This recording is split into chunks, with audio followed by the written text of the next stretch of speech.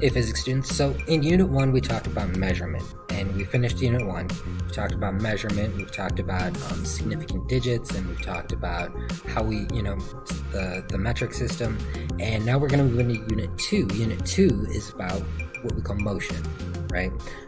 Unit 2 is about what's called linear motion or one-dimensional motion. Basically, it's going to be about things moving in a straight line. Right? They might be speeding up, they might be slowing down, they might be stopped, they might be going backwards, but things moving along a straight line. And so today what we're going to do is we're going to talk about some of the basic parts of motion. We're going to talk about position and time, and then we'll end up talking about velocity towards the end of the lesson. So our target that we want to be able to accomplish here, we want to be able to describe the relationship between displacement, velocity, acceleration, and time. So let's go ahead and let's talk about some of those things. How do I talk about something's motion, right? Let's think about a ball rolling along the floor, right? Maybe it starts out over here, and then later it's over here, and then later it's over here, and then over here. That's pretty bad. Try to make it a little bit more straight.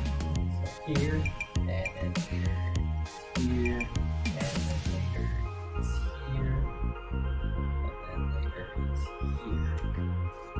That's a little bit more straight. Okay. So I have a ball rolling along the floor. Starts out here, and then it's here, and then it's here, and then it's here. How do I talk about its motion? Right, well, usually what we'll do is we'll say that one particular place is 0. Okay, so let's call that place 0. And what we'll do is we'll make kind of like a number line, like you might see in math, right? But our number line is really kind of more intuitive because it's basically just like a ruler. Okay? So let's say here is 0, and then let's make a little underline. And I don't know, maybe here it's at, how far is it gone? Maybe it's gone 2 meters. Maybe a little bit later here, now here it's at 4 meters. And then later on, maybe over here, maybe it's at 6 meters. Okay, so one of the key ways that we're going to talk about the motion of an object is where it is. How do we determine where it is? We need to call a place 0, and then say how far the thing is from 0. Right? Does it matter where 0 is? It doesn't matter.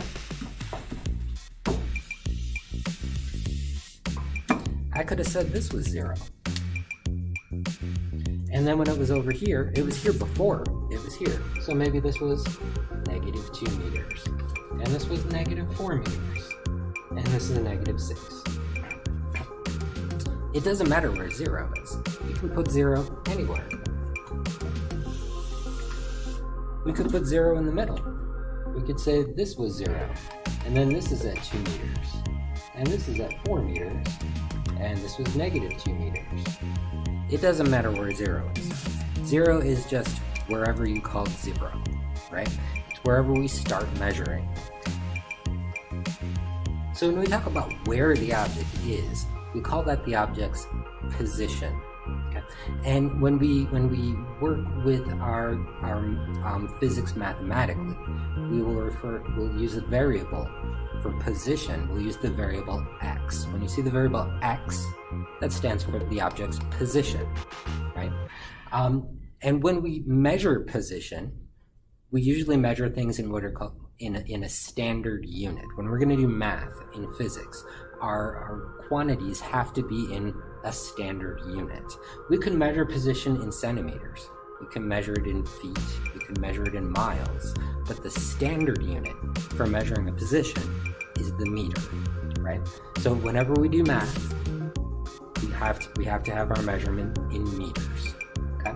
So position, its variable is x, and its standard unit is meters. That's going to be important for us to know. Okay.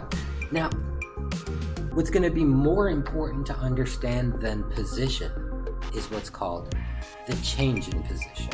Okay? Okay, so let's get there in a second here. Okay, my ball that was rolling across the floor started at 0. Okay, that place where it started, we're going to call the initial position. Okay, so this was its initial position, and we're going to use a variable to refer to the initial position, x with the subscript I, right? X with the subscript I.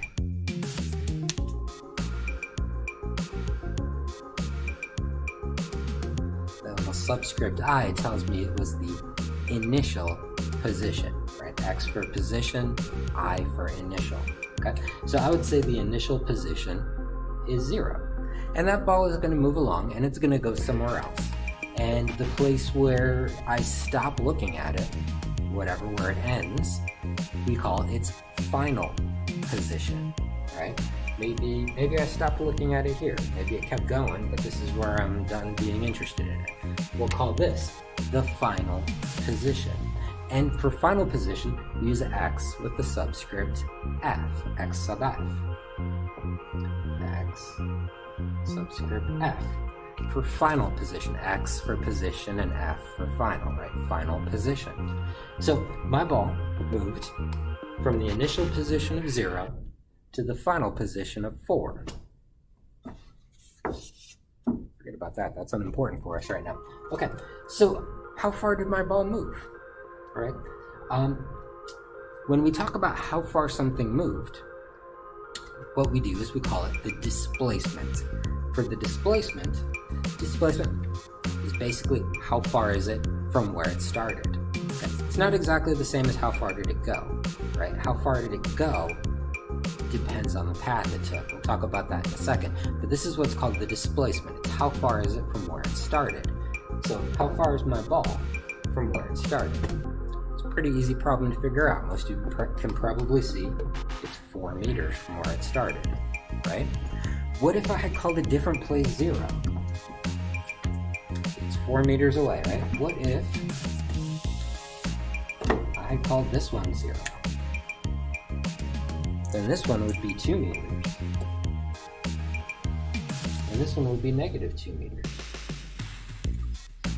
How far is it from where it started? Well, it's still 4, right? 2 minus negative 2 is 4, right? And so that tells us how we can figure out displacement. How far is it from where it started? We can figure out the displacement by taking the final position and subtracting the initial position. Okay? For displacement, we're going to use a variable called delta x. Okay? You can see the triangle is the Greek letter delta. And delta means change. We're going to see the delta quite a bit throughout physics. Okay? Delta means the change. So when I see delta x, delta means change, x for position. So delta x is the change in position. Okay. Delta x is the change in position, which is the displacement. Let me draw my x a little bit nicer. Delta x is the change in position. It's the displacement. It's how far is it from where it started. And I can easily calculate that by taking the final position of the object and subtracting the initial position of the object. So delta x equals x sub f minus x sub I. It looks fairly complicated, but it's not. It's really simple. It's basically, if you want to know how far it is from where it started, take its final position and subtract its initial position. The other really prime component of an object's motion for us to understand is time. Okay? Time goes by, right? Time, it flows, it goes by, you can't stop time, time can't go backwards, it's always moving, right? So usually, with an object's motion, at some point we'll say the time is 0. Time is 0, that's when we started observing it, right? And let's say, here, with my rolling ball, right here at this position, time is 0. 0 seconds. Okay? And when we talk about time, we're going to use a lowercase t as the variable, lowercase t for time. Okay? And just like with position, there is an initial time and a final time. So if I started observing my ball here, I would say that the initial time is 0. So we can use a t with a little subscript I for the initial time. And then later on, let's say, I don't know, maybe when the ball was here, 1 second had passed. So now, we got 1 second. And then when it gets here, 2 seconds have passed. So 2 seconds. And this is when we stopped observing it, right? So we could call this the final time, right? And we can use a t with a subscript f. T sub f for the final time. So we said the final time is 2 seconds, right? So if the initial time was 0 and the final time was 2 seconds, how much time has gone by? Well, it's pretty obviously 2 seconds, right? I mean, all you have to do is take the final time and subtract the initial time. So just like with the position, if you remember, with the position, you find the change in position, the displacement, by doing the final position minus the initial position. And the same thing with time. In fact, how much time has gone by. Sometimes people might just call it time. Sometimes people might call it elapsed time. But it is how much time has gone by. We say delta t, the change in time. How much time has gone by. We can take the final time minus the initial time. So the two equations, they look very, very much the same, right? To find the change in position, take the final position minus the initial position. To find the change in time, take the final time minus the initial time. Pretty simple, huh? Okay, so now for my rolling ball, I've made a little chart here that tells me the position and the time of the ball at various spots, right? So when the ball was at position 0, 0 seconds had gone by. When the ball was at position 2 meters, 1 second had gone by, and so forth, right? So this is the same ball we were just talking about in the picture that I had drawn. Now, a very convenient way to look at data concerning a moving object is with a graph, okay? We can very easily make what's called a position versus time graph, okay? Position versus time graph is gonna have the position on the y-axis of the graph and the time on the x-axis of the graph. So let's make a little graph here. We could use a graphing program. I'm just gonna draw one by hand, okay? So here I have my y-axis, and here I have my x-axis, and you can make the negative portions of the axis as well. I'm just going to use the positive parts right here, okay? But the negative portions can also be there, okay? So over here, the y-axis, I'm going to put the position, and I've measured these in meters, so I'm going to put meters right there so we know these numbers are in meters. And then along the x-axis, I'm going to have time.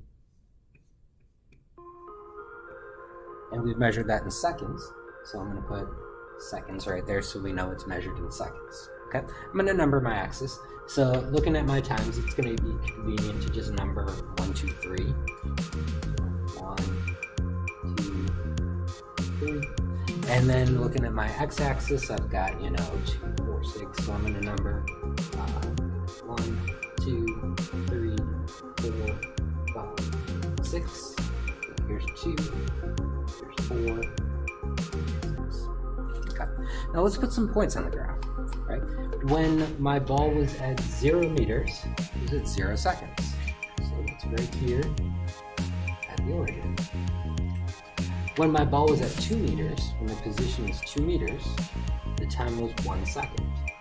So put a point right there. When the ball was at 4 meters, the time was 2 seconds. 4 meters, 2 seconds. And when the ball was at 6 meters, it was 3 seconds, right? So let's put that point up here. And there we have a graph of the motion of my ball, right? And this graph can tell us some important things. It can tell us some useful things, right? If I connect my lines, I connect my points with a line. Draw as straight as I can. There we go, okay? This line tells us some things about the motion of the ball, okay? If you think about it, these are just the places I measured the ball.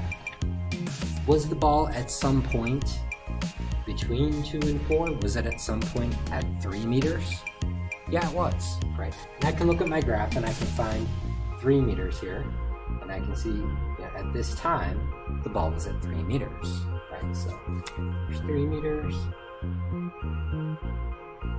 down, and I can tell at about 1.5 seconds, it was at 3 meters, right? So I can find parts of the motion where I didn't take data, right? But there's also another really important thing about the graph that's going to tell us a really important aspect of the ball's motion. And that's the slope of this line. The slope of this line is a very important number. The slope of this line is the velocity of the ball. Okay, so let's find the slope of this line. Slope, if you remember, we can find the slope of a line using rise over run. Okay, so let's just take 2 points on my graph. Let's take this point and let's take, say, this point. It rises how far? It rises 6 meters and it runs 3 seconds, right? So 6 meters over 3 seconds. 6 over 3 is 2. And what are my units going to look like? I've got meters over seconds. So I'm going to call that meters per second. So the slope of this line is 2 meters per second. That's the velocity. That tells me how fast is the ball moving.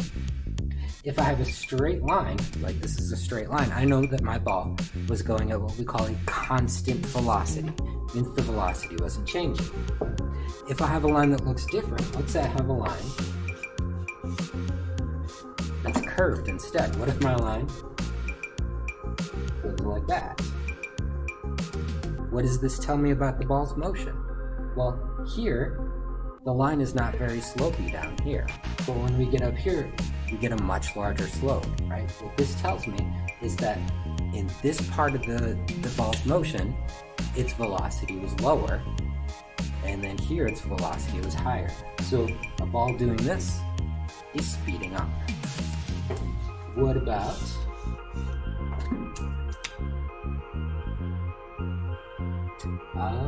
one that goes like this? What's this ball doing? Well, you can see here we have a high slope, which means it's moving fast. And then what happens is the slope gets lower. So with a low slope, it's moving slow. So what happened to this ball? It was moving fast, and then it's moving slow. This ball is slowing down, right? But if I have a straight line, whether it's like this, that means we're moving at a constant velocity, right? Kind of a special case of that. What if it's like so? If you have a flat line like that, what does that mean? What's the slope of a flat line? It's 0. So what's the velocity of this ball? It's 0. So how is this ball moving? It's not, right? Its velocity is 0. It's not moving. You notice its position doesn't change, right? It's just 6 the whole time. Okay, so let's think about our graph real quick here, okay? We had position on the y-axis and we had time on the x-axis. Now how do we find the slope of the line? We find the slope by doing the rise over the run. Okay, now follow me here. Let's think about what the rise is. The rise is how far it goes along the y-axis, right? It's how far you rise. Okay. Well, what's along the y-axis? It's the position, right? So if the rise is how much the y-axis changed, then what we're talking about here is how much the position changed. And we talked about just a minute ago, we have a variable for the change in position. We called it the displacement. This rise is the displacement. And we said we're going to use the variable delta x. Okay. What about the run? What's the run? Run is the change along what's on the x-axis, right? What do we have here on the x-axis is time. So what we're talking about with run is how much does the time change. And we said a minute ago we have a variable for the change in time. We said it's going to be delta t. So rise is delta x, run is delta t. So rise over run is delta x over delta t. You remember the slope we said is the velocity. And we're going to use a variable lowercase v for the velocity. Okay, so here now we have an equation. We can calculate the velocity of an object. We don't have to make the graph to calculate the velocity. The velocity is the displacement divided by the time. So what if my ball traveled 6 meters in 3 seconds? That's all I know. It traveled 6 meters in 3 seconds. Okay. Well, I know delta x. It told me it traveled 3 meters. Delta x is 3 meters. I know how much time has passed. It told me, I said 6 meters, didn't I? 6 meters. And the amount of time that passed was 3 seconds, we said, right? So I know the change in time, delta t. 3 seconds. Can I tell how fast the ball is moving without making a graph? I sure can. I just put these numbers into the equation. So the velocity, delta x is 6 meters, delta t is 3 seconds. And then we just divide them. So 6 divided by 3 is 2. And what are my units? I've got meters on top and seconds on bottom. That's meters per second. So I can calculate the velocity of an object without making a graph. Okay, here I've drawn a graph. Let's talk about the motion of this graph, right? What does this graph tell us about the motion of this particular object?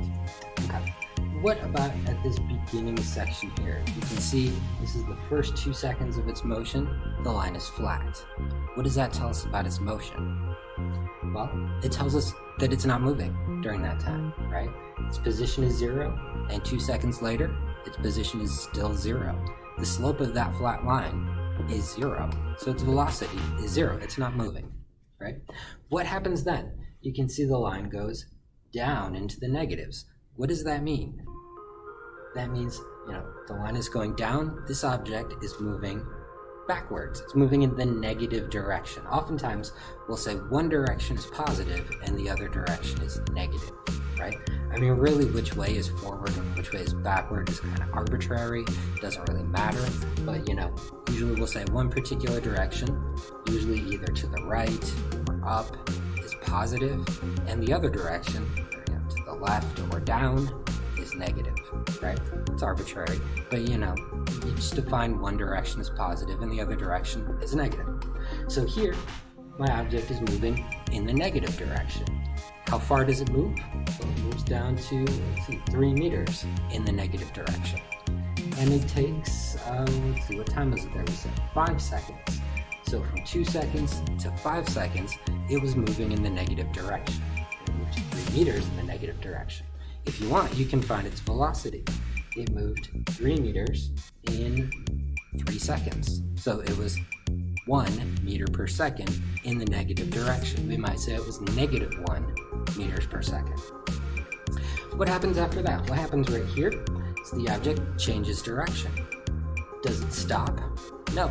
It just goes from moving backwards to moving forwards. Okay? And you can see it's a pretty slopey line there, so we could say it was moving pretty fast there. Okay? And it moves right here. It moves past the place where it started. The place it started was 0. Here it's at 0 again, so it's moving past, so it goes backwards, and then it goes forwards, it goes past the place that it started, and continues moving for another couple of meters there. So it moves from -3 to 2 meters, so it moved 5 meters. In how much time? Well, it took it from 5 seconds to 7 seconds. So in 2 seconds, it moved 5 meters. So 5 over 2 is 2.5 meters per second in the forward direction. Right? What happened then? A flat line, it stopped. Right? So it moved forward to 2 meters and then stopped. And then what happened? Well, it started moving in the negative direction again, went back past the place where it started, way down to -6 meters, and then changed direction again. Went forward, didn't quite get back to where it started, and then stopped for a couple of seconds. And then it moved forward to the place where it started, then it stopped. So we can take a look at a graph, we can see exactly how this object moved. We don't even have to know what the object is. It could be a ball, it could be a car, it could be an airplane, it could be a asteroid, it could be anything. Who knows? It doesn't matter. It's our object. Okay, this looks somewhat more complex. Let's talk about this a little bit. When we have lines on the graph that are not straight lines, we can still say something about the motion, but we can't calculate what its velocity is. So look at my graph here. You see my object starts out with a curvy line here, right? I can say something about its motion. It started out moving slowly, and then it sped up and was moving more quickly. I can't tell you how fast it was going though, because its velocity was changing, right? If it was changing, it wasn't always the same, so I can't tell you what it was. But I can tell you that right here, it stopped because we have a flat line. And then we have a straight line, right? Here, we can tell you how fast it was going. All we have to do is find the slope of that line. If I had some numbers on here, we'd calculate the slope. And then after that, you can see a line that jumps up real quick and then evens off, right? So this tells me it started out, again, moving fast, and then slowed down, right? Can I tell you how fast it was going there? No, because its velocity was changing, right? So there isn't like one number for how fast it was going.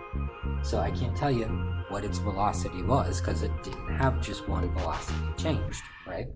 But I can tell you it started out moving quickly and slowed down. So with a curve, we can say whether it was speeding up or slowing down, but we can't really say what its velocity was. Not unless we know a little bit more math. All right, so we've talked about position and time. We've talked about how we measure these things. We've talked about displacement. We've made some position versus time graphs, and we looked at the slope of those graphs, and we saw that the slope of those graphs is the velocity of our object. So hopefully that helps us to be able to describe the relationships between position, time, velocity, and acceleration. And next time, we'll talk a little bit more about velocity, and we'll make some velocity versus time graphs, and we'll talk about what acceleration is. So until then, take it easy.